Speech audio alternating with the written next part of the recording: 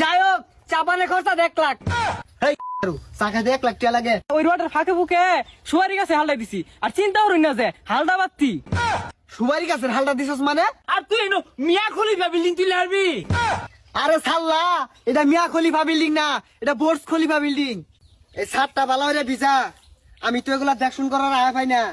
ওনা ছাদর মাঝে rod Todd দিছস নাকি সুবারি গাছ দিয়ে বানাইলি? না মালিক, রড সিমেন্ট সব বালা মতনই দিছি। ও দিছস, লরে না ঠিকই আছে, শক্ত হইছে। ই হইছে যে ভূমিকম্প লারা মারলে এটা কি ভাঙ্গা পড়ে যাবো গা? আরে মালিক, ওটা ভূমিকম্প না, ওটা ভূমিকম্প হইব। ওইসে আমি এত কিছু বুঝি না। ভূমিকম্প আর ভূমিকম্প যাই হোক, এটা যেহেতু দাড়ি হয়ে খারেতে ভাঙ্গা ভুঙ্গা পড়ে গেলে কিন্তু তখন খবর আছে। আরে মালিক, এটা কোনো কথা কইলাইন আর নেই বিল্ডিং এর পাশে এত রিটিয়া পয়সা খরচ করছুন। খরচ তো হরছি, আরো হরবাম, তো ভারী আমার শক্ত লাগবো। হ হ, আমরা তো আর বেশি টাকা খাইছি না, কিছু টাকা খাইছি, খাই হাইরা ওই